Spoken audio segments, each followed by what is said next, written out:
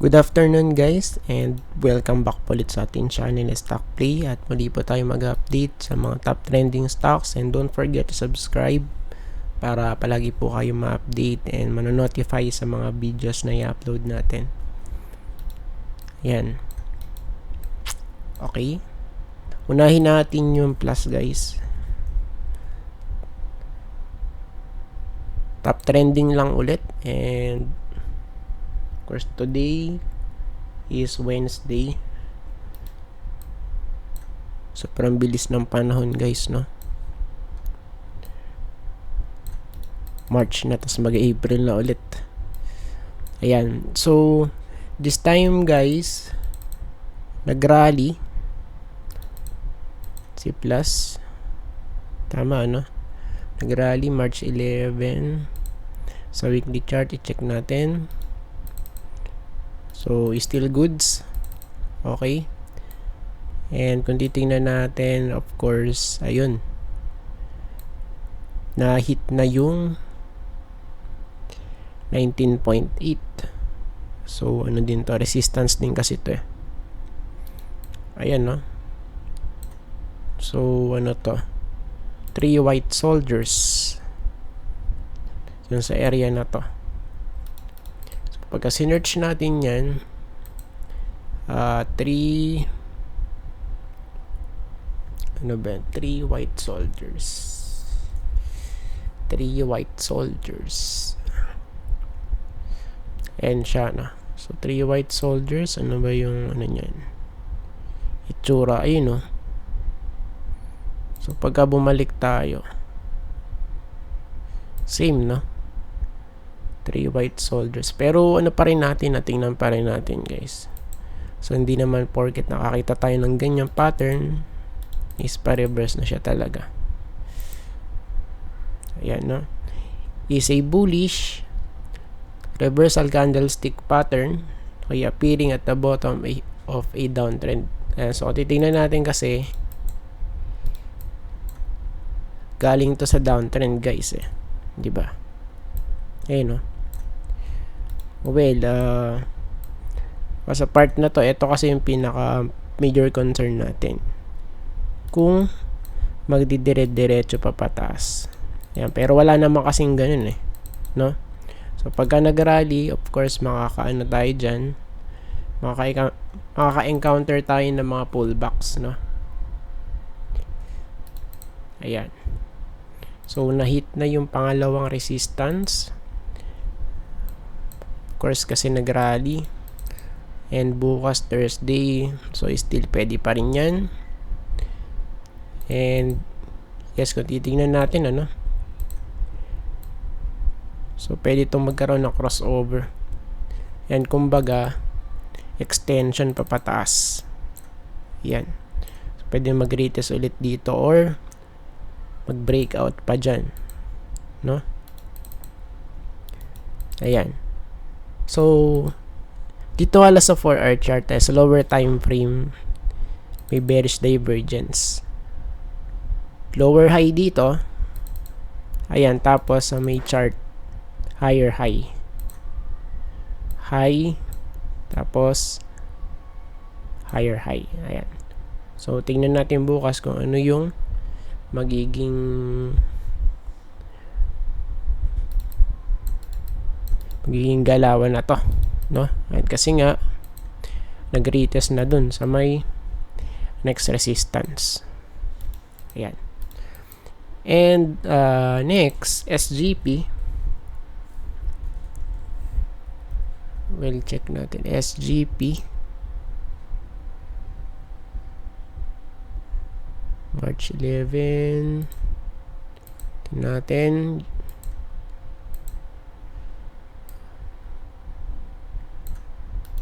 Okay, for this one, kung titignan natin, ano, patuloy pa rin to guys na nagre-recover. Ayan, from here 6 and right now trading at 20.8, no? Ayan. And kung titignan natin sa daily chart, gap up.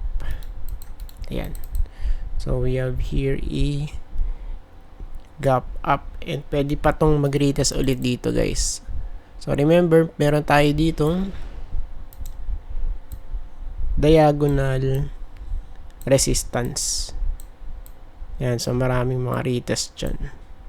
So possible hanggang dito eh.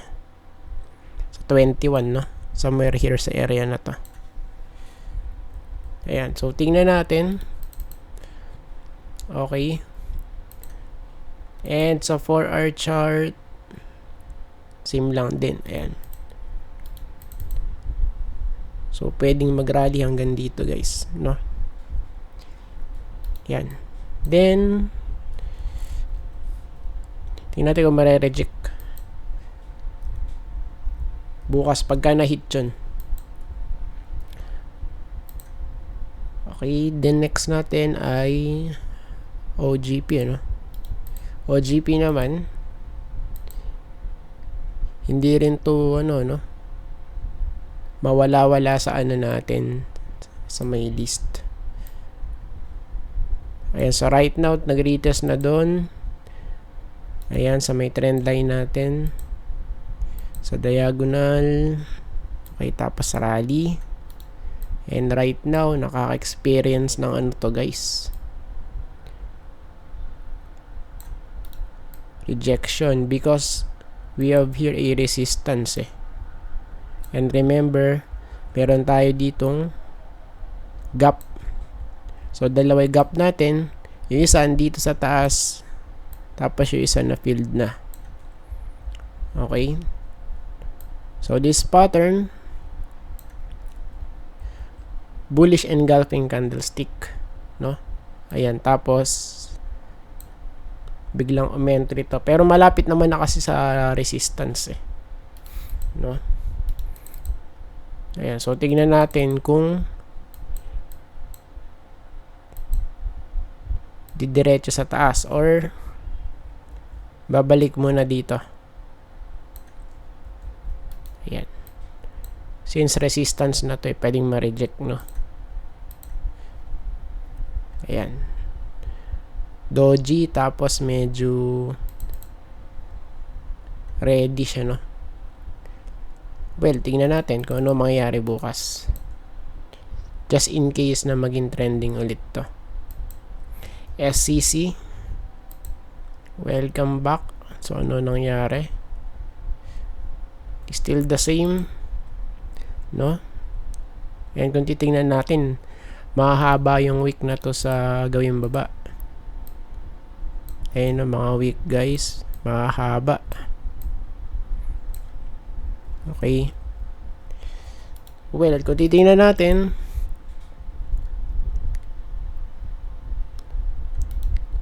ranging siya, guys. Right now medyo bouncy yung itsura, pero yun nga, maraming retest dito, no? Even though na mahaba yung week, pero mas lamang dito, guys, yung itsura eh, no? Ayan, so tingnan natin kung ano, kung mag-hold ba or magkakaroon tayo ng big dump dito. Ayan, pero overall naman kasi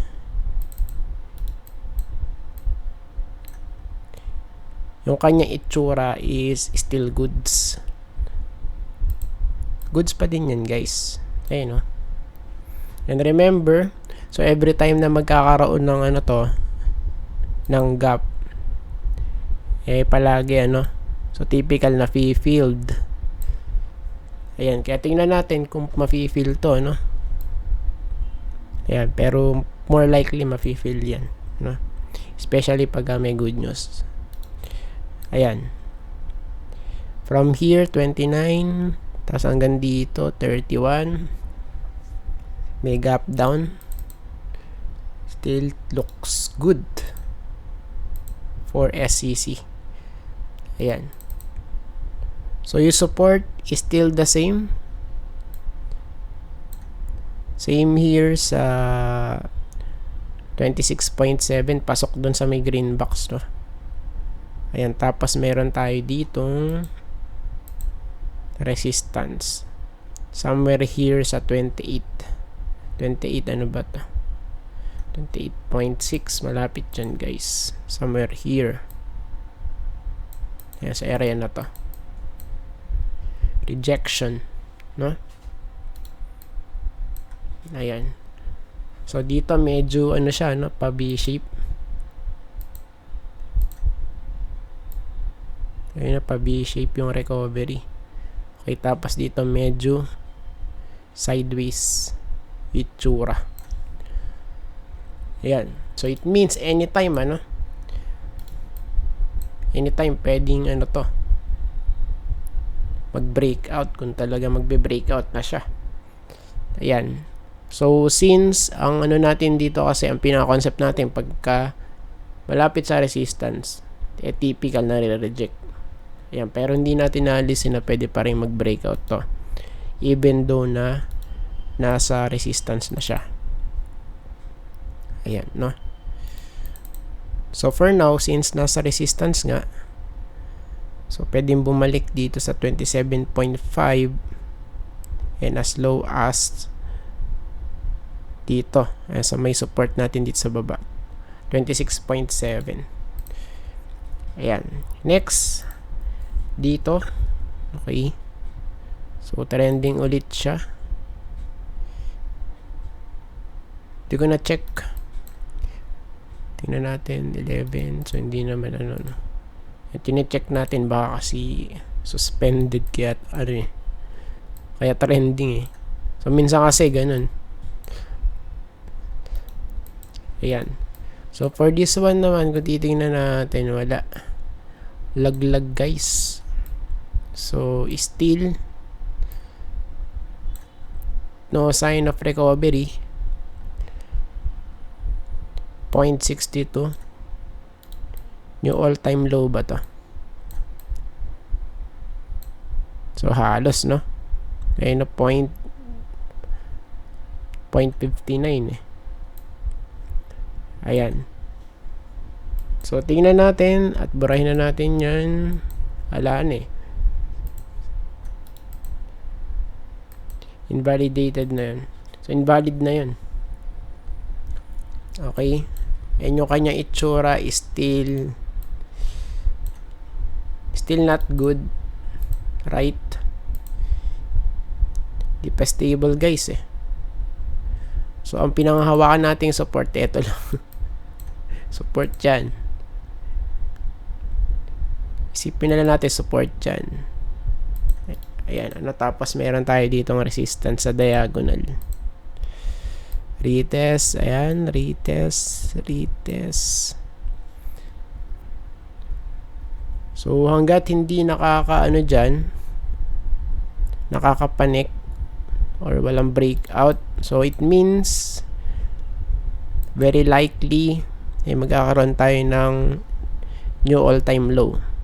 If ever man na mag-rally at ma-reject, tapos bounce ulit, reject, sa malamang malalaglag na yan. Laglag, retest, at kung talagang mahina, ganyan ang mangyayari dyan, no? For dito. Ayan. And for the meantime, eto muna yung magiging bottom natin for this one. So dati kasi piso lang malapit dito eh, pero ngayon 0.62. It means may something about this one sa may financial statement niya, no? Okay, from 18 down to 0.6. Grabe guys. Okay. Ayan. So for now, ito muna yung masasabi natin for dito. Still not good. Ayan kasi yun nga hindi nag-hold dito sa 1. Tapos yung current ano natin, ano, ito yung current situation ng chart medyo off, no? Look bad. Ayan. And for Pcor, so ano ba yung nangyari for Pcor? Of course, still the same pa rin yan. Overbought pa rin. Okay? So, remember guys, overbought. So, ang pwede kasing maging dito, scenario, ayan, based sa weekly chart for Picor, magkaroon ng pullback. Okay? Then bounce. So, yung pinaka-bounce niyan, possible mag-retest dito sa may sinasabi natin. Ayan, sa may 4, no? Somewhere here. Just in case lang, ano? So, hindi natin sinasabi na talagang mangyayari 100%. Pero may chance. No? So, magkakaroon na pullback. Then, if ever man, magbabounce hanggang dito. Just in case lang, no? Ayan, since kung titingnan natin yung mismong pattern na to based sa big picture, so ito talaga yung kanyang movement. Ayan, tapos bagsak ulit, then rally, no? Sa daily chart, check natin sa daily chart kasi weekly chart to eh. So sa daily chart medyo nag-hold na rito. Okay, sa daily chart bounce, tingnan natin kung babaluktot at magkikreate ng bearish divergence. So this time pwedeng maging flat or yun nga, no, magkaroon ng higher high dito sa area na to, if ever man. So for now, retest muna possible somewhere here sa area na to. Ayan, so pwede kasi mangyari retest or lower high. Okay, so possible konting lang siya, rally at di masustain, no? Since bounce nga ito, possible eh. Ayan, same here sa 4-hour chart. Ayan, so possible siyang mag-rally ulit, no? Pwede. Ayan, plus meron tayo ditong gap down. Ayan. So for the meantime, for short term guys, ang pwede nating ma-target dito ito,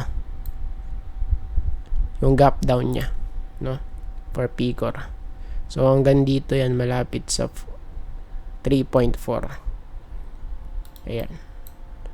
So right now 3.32 eh. And I think tapos na po tayo guys, at maraming salamat po sa panonood. See you po sa next video. Bye bye and God bless.